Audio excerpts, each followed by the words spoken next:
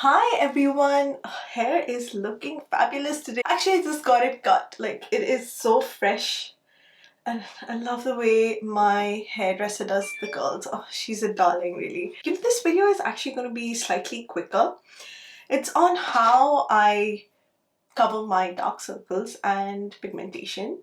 Something that has finally worked for me after all these years. I definitely want to have my skincare in place, and I feel like I don't do enough for skincare. I mean, like in my videos and all, sometimes I just skip the skincare part because I try to keep my videos under 10 minutes. This is BIOSSANCE serum, which is ultra hydrating, and I even like to go under my eyes a little bit because it really helps plump any fine lines. You know how if I like an eye cream, I like to stick to it. So this is the Rose Ink eye cream, and for face cream I'm using this It Cosmetics Confidence in a Cream. I love this one. If you see, I've already done my brows because it's better to actually do your brows before you put on your skincare, because sometimes it slips under the moisturizer. So before we move on, I want to remind you to watch two of my previous videos which I think are very Valentine's Day appropriate. There is the holiday makeup, which are red lips, pink cheeks, and glowy skin. I feel like that video didn't get the views that it deserves, so I'm just popping it up here.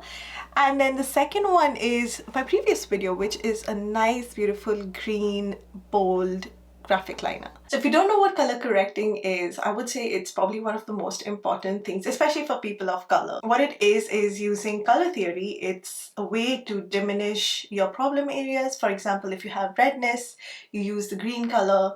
If you have any kind of darkness, like anything that has blue or purplish tones, you can use yellow or orange to correct. And that is essentially what we're going to do today. I own not one, not two, but 5 color correctors. Yes, this is what I have collected over the past few years, and some have worked, some haven't, and I'm going to tell you a little bit about each of them along with some swatches. My first ever corrector was this one by MAC. It is a very, very vibrant orange. I'm just going to swatch it on my hand. But initially I found this very difficult to use because, I wasn't used to the whole fact of like how exactly to go about it. But this is what the swatch looks like. You can see it's like such a bright orange. The formula is creamy. It does not settle into fine lines, and I think this is a great one. The second one is this one by Bobbi Brown. This is in the color Dark Peach.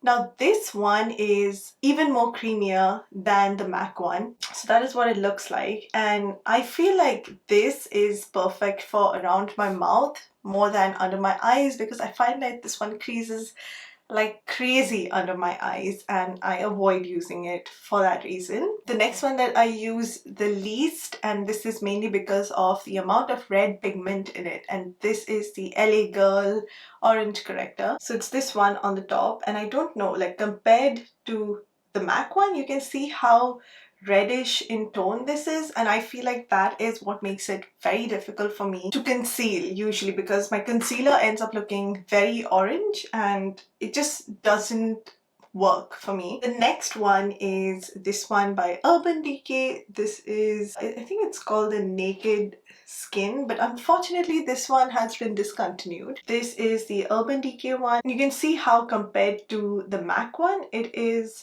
not as vibrant. And finally, this is the one that I reach out to the most. This is the Vasanthi Liquid VO2. This one I find is probably the most perfect color corrector for me. It is this one, the last one on the bottom. But there's a small problem with this. I feel like this one clings onto my dry spots really fast if, like say the moisturizer has kind of sunken in. But this on the other hand also has a very runny texture. So I usually don't ever reach out for this on its own.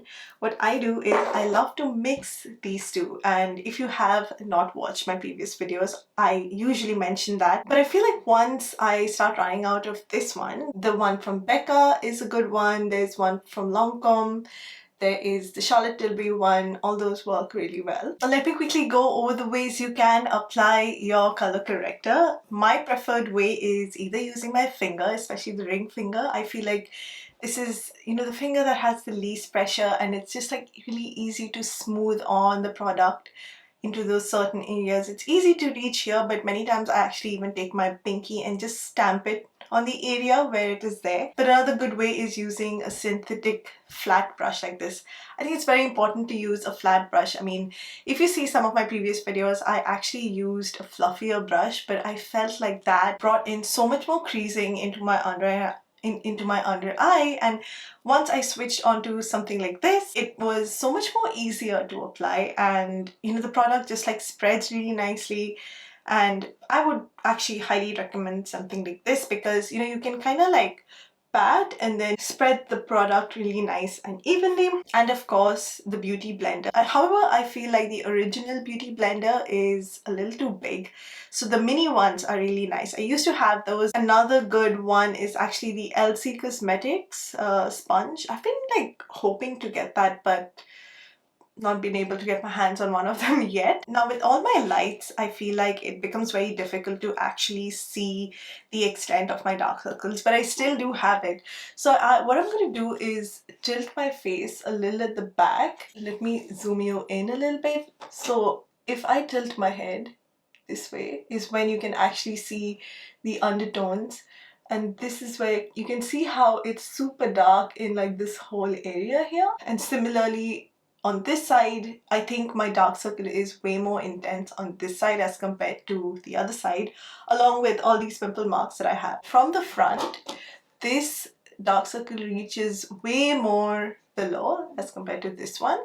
So, I mean, color correction helps take care of all these problem things. This is how I like to use mine. I take a little bit of this Basanti one, that much. And what I'll do is I'll just take this Urban Decay one. All I'm doing is just putting, boop, that's it, just like 3 little dots of that. And using this, or even using my finger, but I prefer the brush, I'll just mix these two together. I have a little bit of darkness here, which is a very common spot for most people. So I'll just apply it there. And what I usually like to do is with my finger, just lightly tap this into the skin.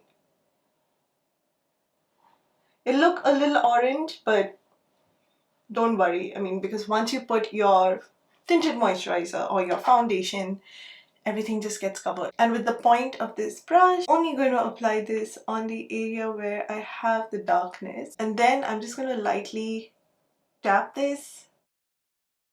You can see how much of a difference that already made to that dark circle. It's as good as a concealer really, but obviously when you look from the front, it looks slightly orange. I would highly recommend keeping a mirror downwards this way and applying it, because you can actually see and make sure like the coverage is even, because if there's some uneven coverage, actually that ends up showing. And it does happen many times to me, and one part of like the dark circle still shows through, but I don't let it bother me too much. And then using my finger, I'm just tapping all of this very lightly.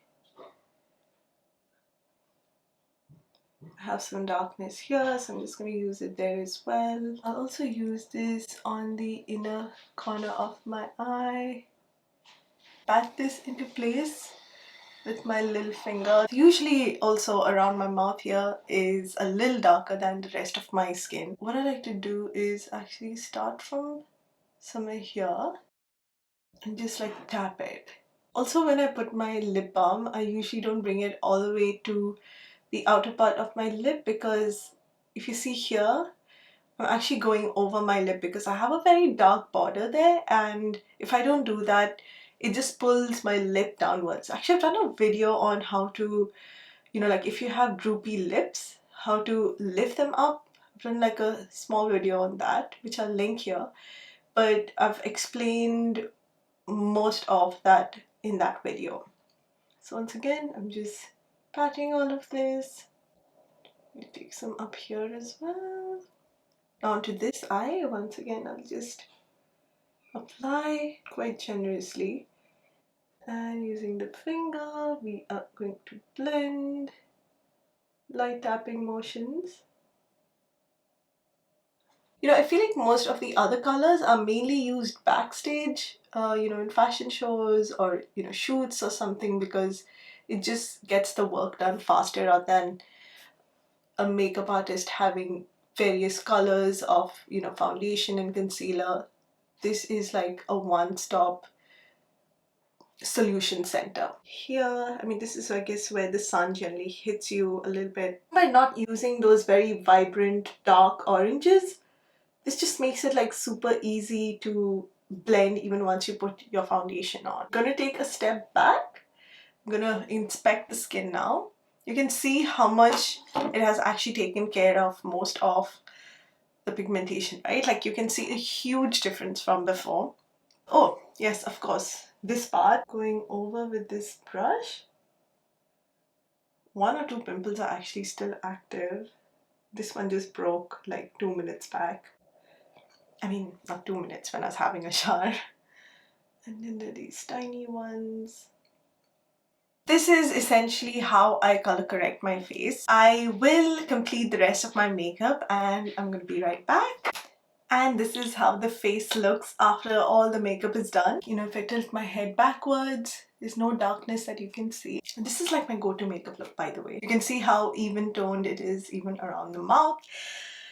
But you know what, before we go, I want to tell you a tip. Now, if you do have something that is a little too vibrant or a little too orange, you can actually go ahead and mix a little bit of a lighter concealer. It can be any formula, it can be a cheaper one too. I mean, it might be a little bit of a trial and error method. And what that'll do is actually help lighten that corrector, and you know, it will actually end up working out for you. And once it does, you can actually go in with lighter concealers, you know, to give that nice highlighted effect on your skin, to make it look flawless and make it look like, oh, dark circles what? Pigmentation what? Alright everyone, thank you so much for watching, and don't forget to check out these 2 videos here, which are gonna pop up right now. Very, very Valentine's Day appropriate, and obviously I will be coming up with I'm thinking of a creative look for Valentine's Day, but it depends if I get all the material that I need. Anyways, see you guys soon. Take care and bye-bye.